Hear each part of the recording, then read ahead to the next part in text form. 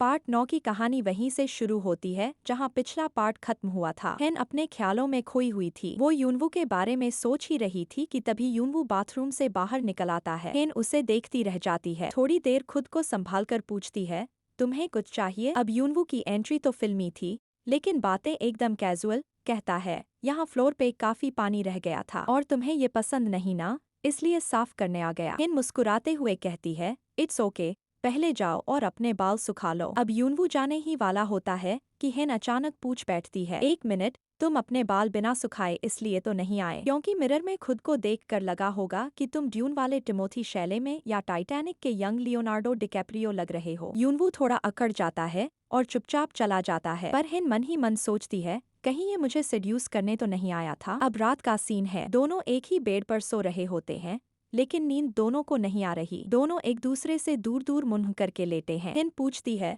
तुम सो गए? यूनवू, नहीं, ये बेड छोटा लग रहा है। ये क्वीन साइज है क्या? हेन कहती है, किंग साइज है। यूनवू, पर फिर भी छोटा लग रहा है, जबकि असल में दोनों के बीच काफी जगह थी। हेन याद दिलाती है, एक टाइम था जब हम एक ही बेड पर एक दूसरे में सिमट कर सोते थे, याद है? और इसी के साथ हम फ्लैशबैक में पहुंच जाते हैं 4 साल पहले। हेन पहली बार यूनवू के होम टाउन गई थी। उसका कमरा अवार्ड्स, सर्टिफिकेट्स और मेडल्स से भरा पड़ा था। साफ था कि यूनवू बचपन से ही टॉपर रहा है। थोड़ी हिचकिचाहट के बाद यूनवू कहता है, रात यहीं रुक जाओ ना। हेन पहले थोड़ा चौंकती है, फिर घड़ी देखकर कहती है, रात के 9 बज गए हैं, कार ड्राइव करना रिस्की होगा। ठीक है, यूनवू कहता है, तुम इस कमरे में सो जाना, मैं सामने वाले रूम में हूँ। कुछ चाहिए हो तो मुझे बुला लेना। पर यूनवू का मन तो हेन के पास ही था। वो बाहर जाकर चांद देखता है और फिर एक क्यूट आइडिया आता है। वो हेन के कमरे की खिड़की नॉक करता है, खुद नीचे छिप जाता है और जैसे ही हेन खिड़की खोलती है, वो बोलता है, आज चांद कितना ब्यूटीफुल है ना, चलो दोनों साथ बैठकर देखते हैं। हेन शर्माते हुए कहती है,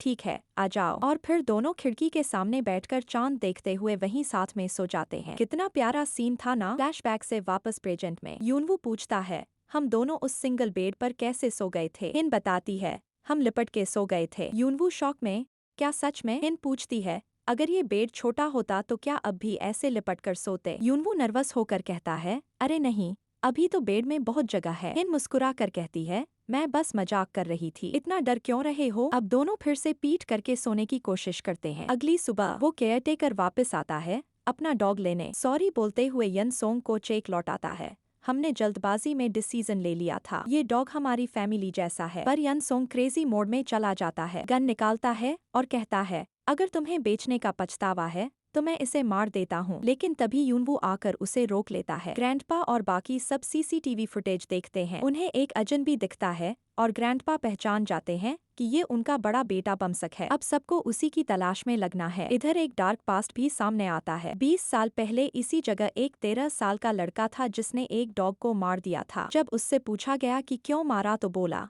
अगर प्रेशियस डॉग को नहीं मार सकते तो क्या नॉर्मल डॉग को मार सकते हैं? अब सब सोच में पड़ जाते हैं, क्या ये वही बच्चा यन सोंग है? इधर यन सोंग हेन को कॉल करता है और कहता है, मैंने तुम्हारी मीटिंग मिस्टर हरमन से फिक्स कर दी है। हेन बेहद खुश हो जाती है, अगर ये डील हो गई तो मैं 1 ट्रिलियन क्लब में पहुंच जाऊंगी। लेकिन तभी उसे कुछ ईमेल्स मिलते हैं।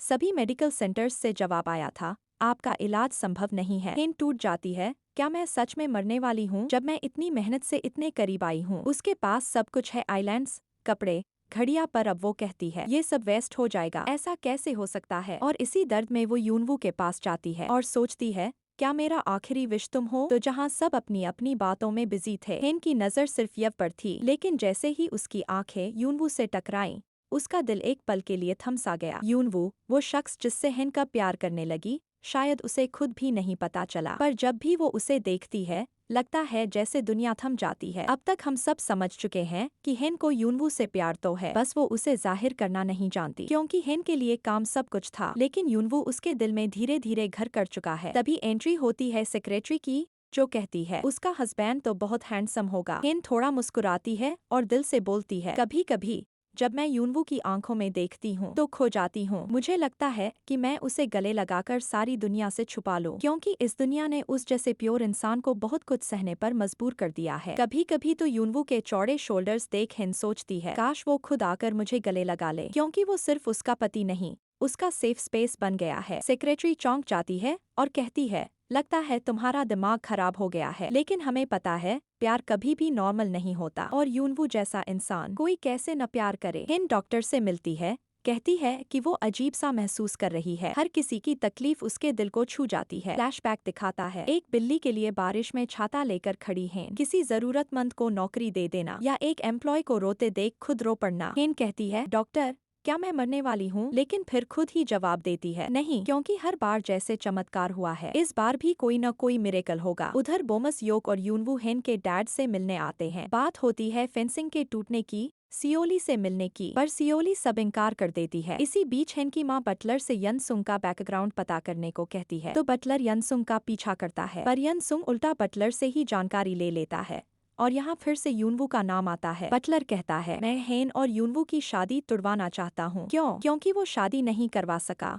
और अब अपनी इज्जत वापस लाने के लिए ये शादी तोड़ना चाहता है। पर यनसुंग साफ कह देता है, अगर तुमने दोबारा ऐसा किया तो तुम मेरे रास्ते में आओगे। लेकिन कहानी में ट्विस्ट तब आता है जब बटलर बोलता है, नहीं, मुझे किसी ने ऐसा करने को कहा था। और तभी एंट्री होती है यूनवू की, जो बिना शोर किए, बिना दिखावे के उस जंगली सावर से हेन की जान बचा लेता है। क्योंकि यूनवू सिर्फ हीरो नहीं है, वो हेन की कहानी का सबसे मजबूत किरदार है। अब सवाल ये है, क्या यूनवू हेन के दिल की हर बात समझ पाएगा? क्या यनसुंग और बटलर की चालें उनके रिश्ते को तोड़ पाएंगी? और असली दुश्मन कौन है, जानने के लिए देखना मत भूलना पार्ट 10। अगर आपको वीडियो पसंद आया हो तो लाइक कर दो और चैनल पर नए हो तो सब्सक्राइब करके बेल आइकन दबा दो। मिलते हैं जल्दी ही अगले एपिसोड में, तब तक टेक केयर, कीप लविंग।